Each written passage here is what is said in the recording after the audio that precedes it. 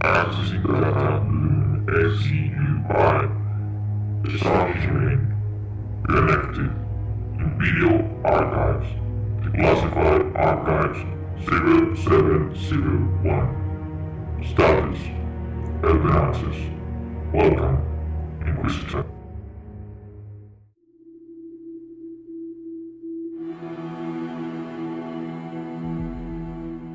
Power Armour.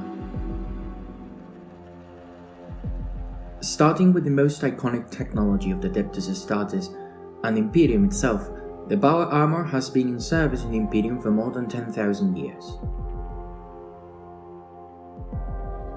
The Exo Armour consists of a completely enclosed suit of combat armour, containing full life support functions to operate even in the most hazardous environments. Shaped in an adamantium and plasteel exoskeleton and encased in ceramite layers, it provides great kinetic protection and dispersive capabilities against energy weapons. The suit is powered by a backpack power unit, holding a subatomic microfusion reactor core, which supplies energy to electrically motivated fiber bundles within the armor that simulate muscle fibers, replicating the wearer's movement and enhancing his strength and stamina. Such is the efficiency of this artificial muscle implement that the wearer experiences little to no loss of agility or full free movement. The artificial muscle fibers can also act as a clamp to stabilize and fixate the position of the wearer, assuring no forfeit in accuracy due to weapons recoil.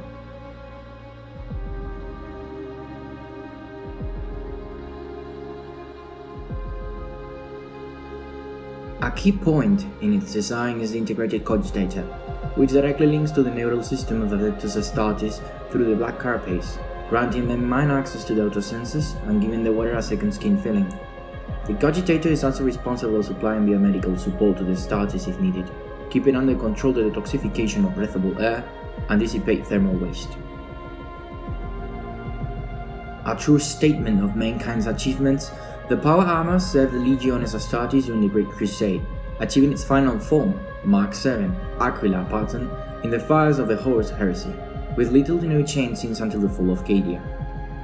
It has been theorized by Imperial remembrancers that the first proto-designs of Power Armour appeared during the Age of Strife on Terra, in the conflicts between the Techno-Barbarian lords. These early designs, though were far from being standardized and highly varied among them, have all been categorized as Mark I Thunder Armour.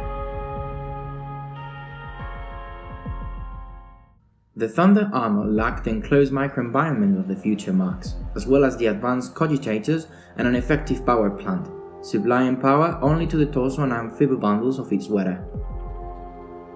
Its evolution started during the Unification Wars, ending with the first enclosed Imperial Power Armour, Mark II, the Crusader pattern. Although it has been argued by many scholars that this form of personal protection was forged in the struggle of the Unification Wars when the Emperor fought against the tyrannic Techno-Barbarians, there are several traces that place the origin of this armor way back before the Age of Strife. The most notorious one being the records of remembrancers during the siege and eradication of the Aretian technocracy, whose soldiers, the so-called the Brotherhood, wore an exo armor with great resemblance to the Imperial's Power Armour. The Aretian technocracy was known to have a technology at par with the Imperium, and in some respects more advanced due to their access to several lost STCs.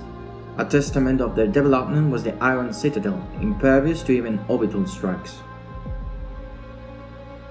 Another trace comes from the distinguishable yet secretive shape of the Adeptus Custodes themselves. It is no secret that his Praetorians have access to the most sophisticated design of power armor, of which little is known. The Custodes armor features layers of aramite reinforced alloy for even greater protection, an integrated backpack within the armor itself, and a conversion field. In ancient holopics of the Legio, it is appreciated how the Custodes disused this design long before the full production of the Mark II pattern armor, being possible that the Emperor had knowledge of some form of superior power armor.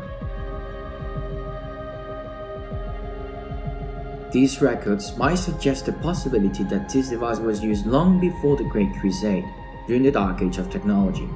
The Thunder armor present in Terra during the Unification Wars might be a vast simplification of the more advanced earlier models, adapted to the restrictions in manufacturing and materials of the Age of Strife Terra. This simplification will eventually be the only last knowledge of the Power Armour, resulting in the Mark I model. That being said, there are no STCs of Power Armour that seem to have survived until Imperial Age, or at least there are none in Imperial hands yet. All the Oretian STCs are unknown to the Loyalist, due to Horus using them as a bribe to attack Fabricator General Kelbor Harl to the traitor side in the eventual Horus heresy. Until further knowledge, the Power Armour could be stated as a possible device rediscovered not by a found STC, but by research and development of the Imperium.